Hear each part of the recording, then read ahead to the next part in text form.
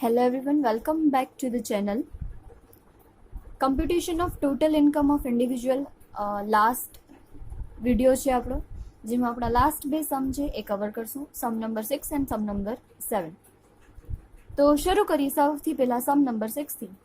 Compute the total gross income Shri Arun Patel from the following particulars for the year ended 31st-3/2020.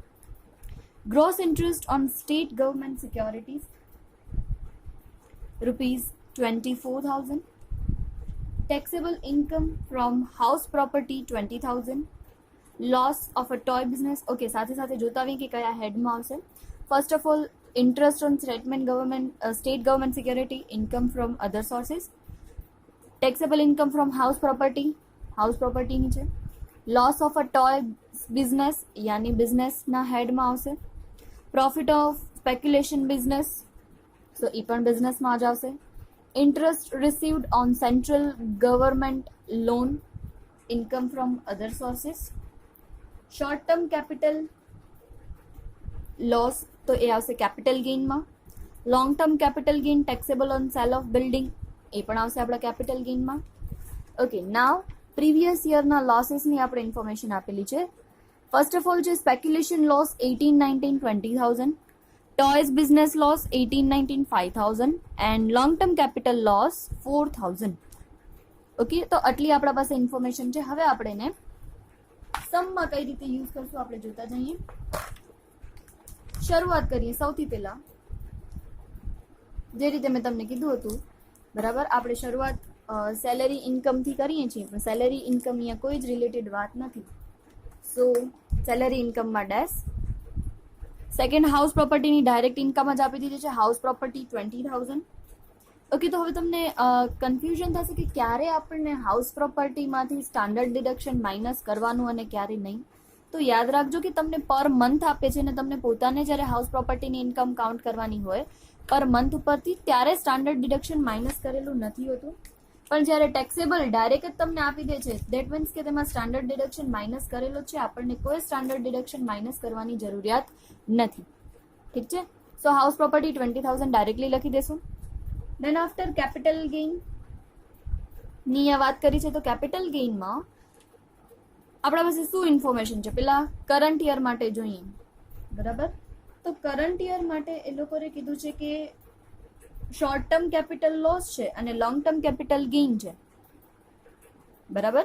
અને previous યરની પણ long term capital loss આપેલી છે ₹4,000. તો સૌથી પહેલા જે રીતે આપણને ખબર છે કે શોર્ટ ટર્મની લોસ છે એ આપણે લોંગ ટર્મ સામે સેટ ઓફ કરી શકીએ છીએ. તો આ યરનો લોંગ ટર્મ કેપિટલ ગેઇન છે આપણો 11,000. એનામાંથી પહેલા આપણે શોર્ટ ટર્મ કેપિટલ લોસ આપણા કરંટ યરની જે 5,000 છે માઇનસ કરી લઈશું. એના પછી જે અમાઉન્ટ બચે છે 6,000, તો પછી પ્રીવિયસ યરમાં, કારણ કે આ પ્રોફિટ છે લોંગ ટર્મનો જ પ્રોફિટ છે, તો પ્રીવિયસ યરની જે લોંગ ટર્મની કેપિટલ લોસ છે, તો લોંગ ટર્મની કેપિટલ લોસ પ્રીવિયસ યરની હોય તો એ પણ લોંગ ટર્મ સામે જ સેટ ઓફ કરી શકાય. તો અહીંયા 4,000 આપણે સેટ ઓફ કરી દઈશું. 2019-20 ની પ્રીવિયસ યરની લોસ 4,000 માઇનસ કરીને આપણને ટોટલ ટેક્સેબલ કેપિટલ ગેઇન મળશે 2,000. Then after business profession related વાત કરીએ, તો બિઝનેસ પ્રોફેશનમાં એ લોકોએ કીધું હતું loss of toys business and profit of speculation business. હવે સ્પેક્યુલેશન બિઝનેસમાં આપણને પ્રોફિટ છે અને આપણો જે ટોયનો બિઝનેસ છે એમાં આપણને લોસ છે. તો સૌથી પહેલા સ્પેક્યુલેશન બિઝનેસ રિલેટેડ વાત કરીએ, તો પ્રોફિટ ઓફ સ્પેક્યુલેશન બિઝનેસ 30,000. એમાંથી પહેલા જોવાનું કે લાસ્ટ યર કોઈ સ્પેક્યુલેશનમાં લોસ છે કે નહીં, કારણ કે તમને ખબર છે કે સ્પેક્યુલેશનની લોસ છે એ સ્પેક્યુલેશન સામે જ સેટ ઓફ થઈ શકે, બરાબર. તો સૌથી પહેલા આપણે એ જોશું કે સ્પેક્યુલેશનની લોસ લાસ્ટ યરમાં છે યા નહીં. તો હોય તો પહેલા આપણે લાસ્ટ યરની શું કરશું, સ્પેક્યુલેશનની લોસ સેટ ઓફ કરશું. સૌથી પહેલા જોવાનું કે સ્પેક્યુલેશનનો પ્રોફિટ છે, યસ. કરંટ યરમાં કોઈ સ્પેક્યુલેશનની લોસ છે, જો હોય તો પહેલા કરંટ યર માઇનસ કરવાની. કરંટ યર નથી તો પ્રીવિયસ યરમાં ચેક કરવાનું કે પ્રીવિયસ યરમાં કોઈ સ્પેક્યુલેશનની લોસ છે. અગર પ્રીવિયસ યરમાં કોઈ સ્પેક્યુલેશનની લોસ હોય તો એ માઇનસ કરી દેવાની. અને દેન આફ્ટર નોન સ્પેક્યુલેટિવ બિઝનેસ જેટલા પણ હોય એની લોસ જોવાની. નોન સ્પેક્યુલેટિવ બિઝનેસની લોસ છે જેમાં છે લોસ ફ્રોમ ધ ટોય. હવે ટોયના બિઝનેસમાં બે તરીકેથી લોસ છે આપણને. કઈ કઈ રીતની લોસ છે? એક છે આપણા કરંટ યરની લોસ, બરાબર. બે ટાઈપની લોસ છે આપણને, છે એ કરંટ યરમાં પણ ટોયના બિઝનેસમાંથી લોસ છે, અને આપણે પ્રીવિયસ યરમાં પણ આપણને શું છે, ટોય બિઝનેસમાંથી લોસ છે ₹5000.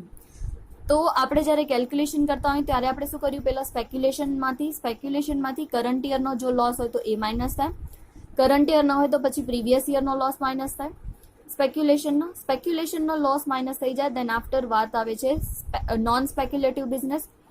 નોન સ્પેક્યુલેટિવ બિઝનેસમાં બે ટાઈપની લોસ છે, આ કરંટ યરની પણ લોસ છે અને પ્રીવિયસ યરની પણ લોસ છે. તો ફર્સ્ટ ઓફ ઓલ પહેલા કરંટ યરની લોસ સેટ ઓફ કરવાની. કરંટ યરની લોસ સેટ ઓફ થઈ જાય, ધેન આફ્ટર અગર જો પ્રોફિટ બચે છે તો આપણે શું કરશું, પ્રીવિયસ યરની સેટ ઓફ કરશું. હવે આપણા પાસે અમાઉન્ટ બચી છે પ્રોફિટની 10,000, એનામાંથી 12,000 કરંટ યરનો લોસ બિઝનેસ છે માઇનસ કરી દેશું. તો અહીંયા જ આપણો પ્રોફિટ છે એ ખતમ થઈ જાય છે. તો હવે આપણે પ્રીવિયસ યરનો જે લોસ છે એ આપણે સેટ ઓફ કરી શકશું નહીં. અને તમને ખબર છે કે કોઈ પણ બિઝનેસની લોસ છે એ કરંટ યરના બિઝનેસની લોસ આપણે શું કરી શકશું, બીજા બિઝનેસ સામે સેટ ઓફ કરી શકશું. એટલે આ લોસ છે આપણે બારે માઇનસમાં 2000 લખશું, કારણ કે આ કરંટ યરના બિઝનેસની લોસ છે તો એ આપણે બારે લખશું, કારણ કે જે છે એ આપણે બીજા હેડ સામે સેટ ઓફ કરી શકીએ છીએ. બટ પ્રીવિયસ યરની લોસ હોય તો પ્રીવિયસ યરની લોસ ઓનલી એન્ડ ઓનલી બિઝનેસનો પ્રોફિટ હોય તો જ સેટ ઓફ કરી શકાય, અધરવાઇઝ નહીં. So loss of a toys business of 1819. Yes, ટોયઝનો બિઝનેસ છે 1819. સો 1819ના ટોયઝની બિઝનેસ છે કાન્ટ બી રાઇટ ઓફ, કારણ કે આપણા પાસે પૂરેપૂરો પ્રોફિટ નથી. સો કેરી ફોરવર્ડ કરી દેશું આપણને ₹5000. અને લાસ્ટ છે income from other sources. Income from other સોર્सेसમાં છે આપણા પાસે બે ટાઈપની ઇન્કમ છે. Interest received on state government security 24,000 and interest received on central government loan 6,500. So બંનેનો ટોટલ કરીને આપણે લખી દઈશું 12. સો ટોટલ ટેક્સેબલ ઇન્કમ આપણને કઈ રીતે મળશે, તો 20,000 હાઉસ પ્રોપર્ટીમાંથી, દેન આફ્ટર 2,000 કેપિટલ ગેઇનમાંથી, પછી ઇન્કમ ફ્રોમ અધર સોર્સિસ 30,500 અને 2,000 લોસ છે તો એ માઇનસ કરશું, દેટ ઇઝ 50,500 આપણને ટોટલ ગ્રોસ ઇન્કમ આપણી મળી જશે. હવે એકવાર ફરીથી હું તમને રિપીટ કરીને કહી દઉં છું કે જો સ્પેક્યુલેશનનો બિઝનેસની વાત કરીએ આપણે પ્રોફિટ અને લોસ માટે, બરાબર, તો યાદ રાખજો સ્પેક્યુલેશનના બિઝનેસ માટે હંમેશા પહેલા શું જોવાનું, કરંટ યરની લોસ હોય તો સ્પેક્યુલેશનની કરંટ યર માઇનસ કરવાની, કરંટ યર ન હોય તો પહેલા પ્રીવિયસ યર માઇનસ કરવાની, કારણ કે સ્પેક્યુલેશનની લોસ છે સ્પેક્યુલેશન સામે સેટ ઓફ થઈ શકે. તો અગર કરંટ યર નથી તો પહેલા પ્રીવિયસ યર સ્પેક્યુલેશનની હોય તો માઇનસ કરી દેવાની, અને એના પછી નોન સ્પેક્યુલેટિવની કરવાની, અને નોન સ્પેક્યુલેટિવમાં પહેલા કરંટ યર અને પછી પ્રીવિયસ યર. ઓકે, યાદ રાખજો. લોંગ ટર્મ અને શોર્ટ ટર્મ જે આપણે કેપિટલ અહીંયા કને વાત કરી હતી લોસ અને ગેઇનની, તો એમાં પણ એવી જ રીતે કરવાનો, બરાબર. લોંગ ટર્મમાં જેમ હમણાં આપણે કર્યો આ સમમાં, પહેલા આપણે શોર્ટ ટર્મ માઇનસ કરી લીધું, બરાબર, લોસ હતી ઈ, અને એના પછી આપણે પ્રીવિયસ યરની લોંગ ટર્મ હતી એ આપણે માઇનસ કરી. હવે આવે છે સમ નંબર 7. સમ નંબર 7માં તમને શું કરવાનું છે, બધી કેલ્ક્યુલેશન પોતે કરવાની છે, એક પણ ઇન્કમ આપેલી નથી. ઓકે, તો એટલે આ સમ ઇમ્પોર્ટન્ટ છે, કારણ કે એક પણ ડાયરેક્ટ તમને ઇન્કમ નથી આપી દીધી કે income from house property, income from salary or income from other sources whatever, આપણે જેમ ડાયરેક્ટ રેડીમેડ આપી દીધા હતા એવી રીતે નથી આપી. અહીંયા આપણને બધી ઇન્કમ પોતે કાઉન્ટ કરવાની છે. So the following particulars are given by X for the assessment year 2021. Find out his taxable income and the tax liability.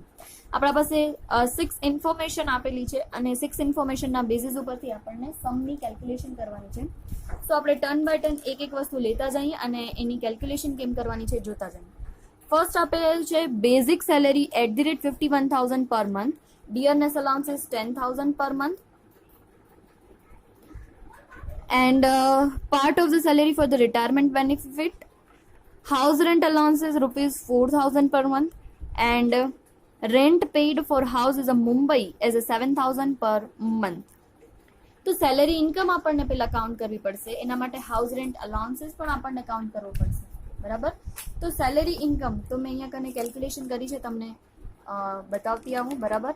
First of all સેલેરીના હેડમાંથી આપણને જે ઇન્કમ થશે તો આપણે લખશું સેલેરી ઇન્કમ પર મંથ આપણને જેટલો મળે છે એટલો પર મંથ કેટલો મળે છે 51,000 ઇન્ટુ 12 6,12,000 ડિયરનેસ અલાઉન્સીસ મળે છે. તો તમે સેલેરી ઇન્કમ કરીને ગયા છો તો તમને યાદ હશે કે ડિયરનેસ અલાઉન્સીસ આપણે શું કરીએ એડ કરીએ.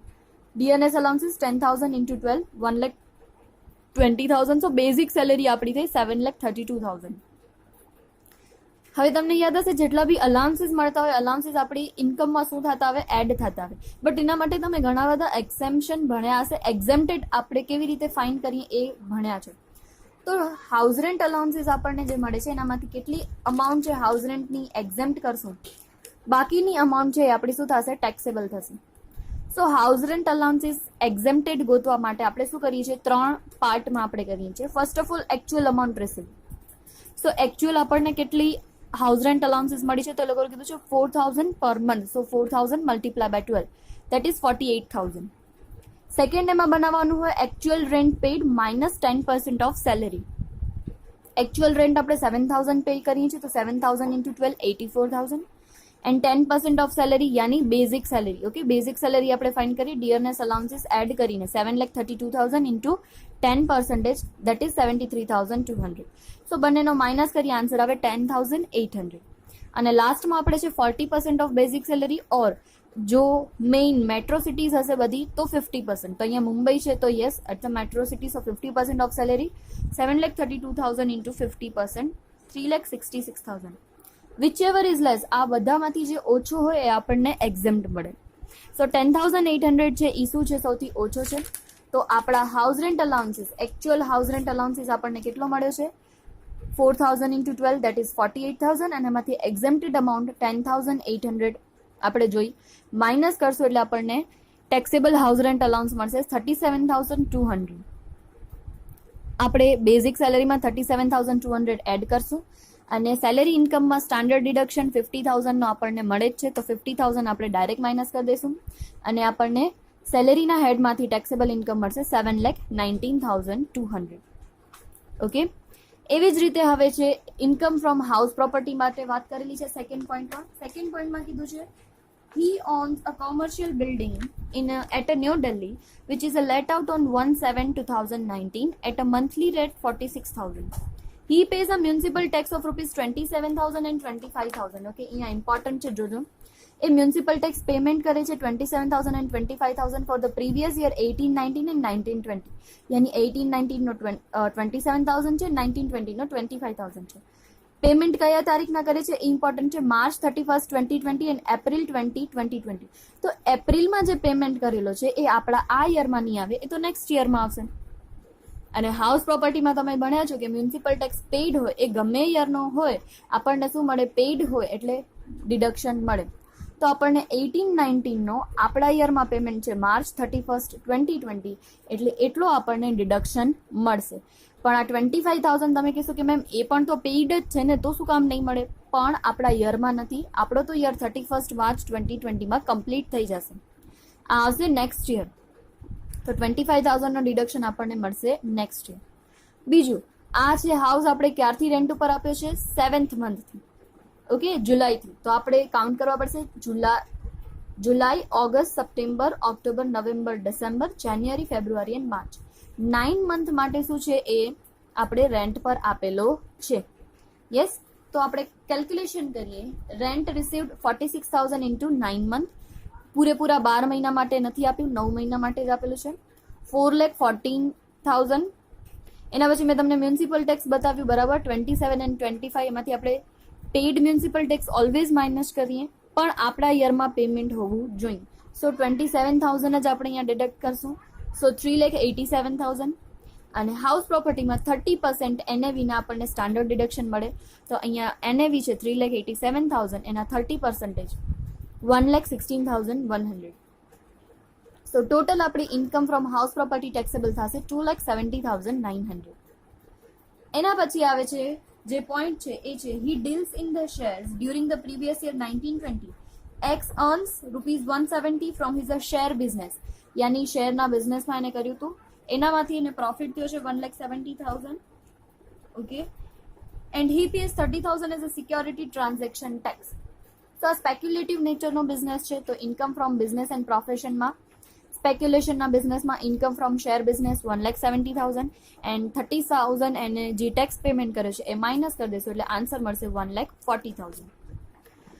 Then after એ લોકોએ ફોર્થ પોઈન્ટમાં વાત કરી છે he purchases 4,000 unlisted shares in A Limited on January 16, 2008 for rupees 80,000. A Limited declares a bonus share in the ratio of 1:1 on February 1st. X transfer 3,000 bonus share on 28th December 19 for 2 lakh. For rupees 2 lakh to his friend Y through unrecognized stock exchange. Cost inflation index 78129 and 192289. હવે bonus share એ લોકોને ક્યારે issue થયા હતા? 1 ફેબ્રુઆરી 2008 અને share માટે કેટલા મહિનાનો છે? લોંગ ટર્મ શોર્ટ ટર્મની કેલ્ક્યુલેશન માટે 12 મંથની. તો આ 12 મંથથી વધારે છે, દેટ મીન્સ કે આ લોંગ ટર્મ કેપિટલ ગેઇન થશે આપણને. Cell value of bonus share 2 lakh આપી છે અને જેમાં આપણને ખબર છે કે બોનસ શેર માટે આપણને કોઈ જ અમાઉન્ટ પેમેન્ટ નથી કરવી પડતી. So acquisition cost of bonus share શું આવશે? ડેશ. સો 2 લાખ છે એ ટોટલ આપણો કેપિટલ ગેઇન છે, ટેક્સેબલ થશે. ઓકે, દેન આફ્ટર આવશે લાસ્ટ પોઈન્ટ છે income from other sources. X gets aggregate dividend of rupees 13 lakh from the listed domestic company. Okay, તમને ખબર છે કે ડિવિડન્ડ ડોમેસ્ટિક કંપની યાની ઇન્ડિયાની કંપનીનો ડિવિડન્ડ હોય તો એક્ઝેમ્પ્ટ છે, but up to the limit of rupees 10 lakh. પણ એને અહીંયા 13 લાખ ટોટલ મળે છે. તો dividend from the shares 13 lakh, એનામાંથી 10 લાખ એક્ઝેમ્પ્ટેડ છે તો 3 લાખ ઉપર ટેક્સ એને પેમેન્ટ કરવું પડશે. નેક્સ્ટ એને વાત કરી છે interest from the saving bank account deposited with the IDBI bank 15,000. Okay, આઈડીબીઆઈમાંથી એને મળે છે 15,000 તો એની ઇન્કમ છે. અહીંયા એક વાત યાદ રાખજો, એક્ઝેમ્પશન પણ ડિડક્શન પણ સાથે સાથે વિચારતા આવજો. સેવિંગ અકાઉન્ટમાંથી આપણને ઇન્ટરેસ્ટની અમાઉન્ટ મળે છે તો એનામાં આપણને કયો ડિડક્શન આવશે એ પણ યાદ રાખવાનું રહેશે. એન્ડ લાસ્ટ છે વિનિંગ ફ્રોમ લોટરી. લોટરીમાંથી એને મળે છે અને TDS 30% કટ થયેલા જ છે. તો ઇન્કમ ફ્રોમ લોટરી આપણે હંમેશા ગ્રોસ લઈએ છીએ. 21,000 into 100 divided by 70 that is 30,000. Okay, so ત્રણેનો ટોટલ કરશું એટલે આપણને મળી જશે 3,45,000 અને બધા જ હેડની ઇન્કમનો આપણે પ્લસ કરી દઈશું તો આપણને ટોટલ ગ્રોસ ઇન્કમ મળશે 16,75,100. ઓકે, દેન આફ્ટર હવે આપણે ગ્રોસ ઇન્કમ મળે એનામાંથી આપણે બધા ડિડક્શન માઇનસ કરીએ. સો ડિડક્શન માટે પોઈન્ટ નંબર 6 આપ્યું છે કે x deposits rupees 2 lakh in the public provident fund PPF account. તો PPF અકાઉન્ટમાં અગર આપણે અમાઉન્ટ ડિપોઝિટ કરીએ તો આપણને કેટલો અંડર સેક્શન 80C અંડર આપણને ડિડક્શન મળે. 2 લાખનો એને પેમેન્ટ કર્યો છે પણ મેક્સિમમ અમાઉન્ટ કેટલી મળશે? 150. તો આપણે 150 જ લખશું. Then after he also pays the medical insurance premium rupees 19,000 for health of his wife and 12,000 for the health of his son. So medical premium no under section આવશે 80D જે હમણાં જ આપણે આગલા ચેપ્ટરમાં કર્યા છે. સો એની વાઇફનો 19 પ્લસ 12,000 સો ટોટલ થશે 31,000. But પોતાનો હોય અને પોતાની વાઇફ અને પોતાના ડિપેન્ડન્ટ સનનો હોય તો મેક્સ ટુ મેક્સ કેટલું મળશે? 25,000 અમાઉન્ટ જ મળશે. સો 25,000 અમાઉન્ટ આપણે ડિડક્શન તરીકે લેશું. એન્ડ જેમ મેં હમણાં કીધું કે સેવિંગ બેંક અકાઉન્ટ ઉપર અગર ઇન્ટરેસ્ટ મળે છે તો સો અંડર સેક્શન TTA આપણને શું મળે છે? ડિડક્શન મળે છે. Actual interest received and 10,000 whichever is less યાની મેક્સિમમ અમાઉન્ટમાં આપણને અહીંયા ડિડક્શન મળશે 10,000. સો ટોટલ જનરલ ડિડક્શન મળશે આપણને 1,85,000. ઓકે, સો 16,75,100 એનામાંથી આપણે 1,85,000 માઇનસ કરશું સો આપણી ટેક્સેબલ ઇન્કમ આવશે 14,90,100. હવે આના ઉપર આપણને ટેક્સ પણ કાઉન્ટ કરીને આપણી ટેક્સ લાયબિલિટી બી બતાવવાની છે. તો એકદમ ધ્યાનથી સમજજો. જેમ મેં તમને લાસ્ટ વિડીયોમાં સમજાવ્યું છે કે ટોટલ ટેક્સેબલ ઇન્કમ આવે એના પાર્ટ પાડી દેવાના. અગર long term short term capital gain હોય તો એ અલગ કરી દેવાનું. દેન આફ્ટર કેઝ્યુઅલ ઇન્કમ હોય તો એ પણ અલગ કરી દેવાનું કારણ કે આ બધા ઇન્કમ ઉપર ફ્લેટ રેટ છે. યસ, અહીંયા ડિવિડન્ડ ઇન્કમ પણ છે તો તમને યાદ હશે ડિવિડન્ડ ઇન્કમ ઉપર 10%. અગર 10 લાખથી વધારાની ઇન્કમ છે તો એના પર ફ્લેટ 10% શું થશે? ટેક્સ લાગશે. સો અહીંયા મેં એ જ કર્યું છે 14,90,100 ટોટલ આપણી ટેક્સેબલ ઇન્કમ છે એના પાર્ટ પાડી દીધા છે. પહેલો છે long term capital gain, second dividend income છે, થર્ડ આપણી લોટરીની ઇન્કમ દેટ મીન્સ કે કેઝ્યુઅલ ઇન્કમ છે અને બાકી જે ઇન્કમ વધશે એને આપણે સ્લેબ વાઇઝ શું કરશું? ટેક્સ પેમેન્ટ કરશું. સો long term capital gain 2 lakh છે, એના પર ડાયરેક્ટ 20% લાગશે. સો 2 લાખ ઇન્ટુ 20% 40,000. ડિવિડન્ડ ઇન્કમ આપણી 3 લાખ છે, એના ઉપર ફ્લેટ રેટ 10%, સો 30,000. લોટરીની ઇન્કમ છે, એના ઉપર 30%, કેઝ્યુઅલ ઇન્કમ કોઈ બી હોય 30% જ ટેક્સ લાગે. સો 3 લાખ ઇન્ટુ 30,000 ઇન્ટુ 30% 9,000. એન્ડ 14,90,100 માંથી 2 લાખ 3 લાખ એન્ડ 30,000 માઇનસ કરશું એટલે આપણને અધર ઇન્કમ મળશે 9,60,000. અને હવે આ 9,60,000 છે એ ઇન્કમને આપણે અકોર્ડિંગ ટુ સ્લેબ શું કરશું, ટેક્સ પેમેન્ટ કરશું. હવે આ સિનિયર સિટીઝન નથી, બરાબર, 59 યર્સ આપેલા છે. સો અપ ટુ 250 નો ટેક્સ, કાંઈ ટેક્સ નહીં લાગે. પછી 250 ટુ 5 લાખનો જે સ્લેબ છે, બરાબર, 250 ટુ 5 લાખ મતલબ કે એક્સ્ટ્રા જે 250ની અમાઉન્ટ છે એના ઉપર 5% ટેક્સ લાગશે. ઓકે, 250 થી 5 લાખનો મતલબ શું થાય છે, 5 લાખ માઇનસ 250, યાની એ સ્લેબમાં ઇન્કમ કેટલી આવે છે, 250ની આવે છે. એટલે મેં અહીંયા લખ્યું છે, જો 250 ટુ 5 લાખનો આપણો સ્લેબ અને નેક્સ્ટ 250 ઉપર શું મળશે, 5% ટેક્સ પડશે. હવે ટોટલ ઇન્કમ આપણી 960 છે, 960 માંથી 250 ઉપર નો ટેક્સ, બીજા 250 ઉપર 5%, તો હવે વધે કેટલી છે, 460. સો 5 લાખ ઇન્ટુ 10 લાખ, ઓકે અહીંયા મેં ગલતીથી 10,000 લખી દીધા છે. 5 લાખ ટુ 10 લાખ, યાની આ બંનેનો ડિફરન્સ, એટલે 5 લાખની અમાઉન્ટ ઉપર 20% ટેક્સ પડે. પણ આપણા પાસે તો અમાઉન્ટ જ કેટલી બચે છે હવે, 460, તો 460 ઉપર 20%, that is 92,000. So total tax કેટલો થશે, 12,500 પ્લસ 92,000, 1,04,500. આ તો અધર ઇન્કમનો છે. હવે જેટલા પણ ટેક્સ આપણે પહેલા કાઉન્ટ કર્યા એ બધાનો ટોટલ કરી દઈશું. Long term capital gain 40,000, dividend income 30,000, casual income 9,000 and others income જે હતી એના ઉપર આવે 1,04,500. બધાનો ટોટલ કરશું, આન્સર મળશે 1,83,520. એનામાં એજ્યુકેશન એન્ડ હેલ્થ સેસ આપણે કરશું 4%. હંમેશા 1,83,520 જે ટેક્સ આવે એ ટેક્સના 4% થાય, દેટ મીન્સ 7,340. સો ટોટલ આવશે 1,90,860. પણ તમે જ્યારે વાંચ્યું હશે કેઝ્યુઅલ ઇન્કમમાં કે ટીડીએસ છે, ઓન ધ સ્પોટ ટીડીએસ શું થઈ ગયો હશે, કટ થઈ ગયો હશે. સો ટીડીએસનો ટેક્સ આપણે બીજી વાર નહીં ભરીએ અને ટીડીએસનો આપણને શું મળશે, અગર જો અહીંયા કરીને ટોટલ ટેક્સ ગણીએ છીએ તો ટીડીએસનો આપણને રિફંડ મળી જશે, કારણ કે ડબલ ટેક્સ ના ભરાય ને. જ્યારે આપણને લોટરીની અમાઉન્ટ મળી 30,000, એનામાંથી ઓલરેડી એ લોકોએ 9,000 કટ કરીને આપણને 21,000 જ આપ્યા હતા. પણ આપણી મેથડ છે કે ઓલવેઝ આપણે જ્યારે કાઉન્ટ કરીએ ત્યારે ગ્રોસ અમાઉન્ટ લઈએ, એટલે આપણે 30,000 જ લીધી હતી, એટલે અહીંયા કને આપણે ટેક્સ કાઉન્ટ કર્યો, બરાબર. પણ આપણને પછી શું મળી જશે, એ ટીડીએસનો રિફંડ મળી જશે, ડબલ ટેક્સ ન થાય. એટલે અહીંયા કનેથી આપણે ટીડીએસ શું કરી નાખશું, માઇનસ કરી નાખશું, કારણ કે ઓલરેડી ત્યાં આપણે પેમેન્ટ કરી દીધો છે, તો હવે બીજી વાર આપણે પેમેન્ટ કરશું નહીં. સો ટીડીએસનો આપણે માઇનસ કરશું એટલે ટોટલ ટેક્સ થશે આપણો 1,81,860. ઓકે, તો આ 7th સમ છે એ થોડો ઇમ્પોર્ટન્ટ છે, કારણ કે બધી ઇન્કમ તમને કાઉન્ટ કરવાની છે અને મેઇન તો ટેક્સ તમને કાઉન્ટ કરવાનો છે. તો આ ઇમ્પોર્ટન્ટ સમ ટીક કરજો, અને અગર તમને આમાં કોઈ જ વસ્તુ ન સમજાણી હોય તો તમે મને પૂછી લેજો, બરાબર. અહીંયા આપણો આજે ચેપ્ટર નંબર છે 5 એ આપણે કમ્પ્લીટ કરીએ છીએ. ચેપ્ટર નંબર 5 કમ્પ્લીટ કરવાની સાથે આપણો મોડ્યુલ નંબર 3 છે એ પણ અહીંયા કમ્પ્લીટ થાય છે. હવે આપણો એક જ મોડ્યુલ બાકી રહેશે, module number 4, that is related to the GST. Okay, એ આપણે નેક્સ્ટ વિડીયોથી જોશું. તો અત્યારના આપણો આ ચેપ્ટર અહીંયા કમ્પ્લીટ થાય છે. અગર કોઈને કાંઈ પણ ડાઉટ હોય તો તમે મને પૂછી શકો છો. Okay, thank you.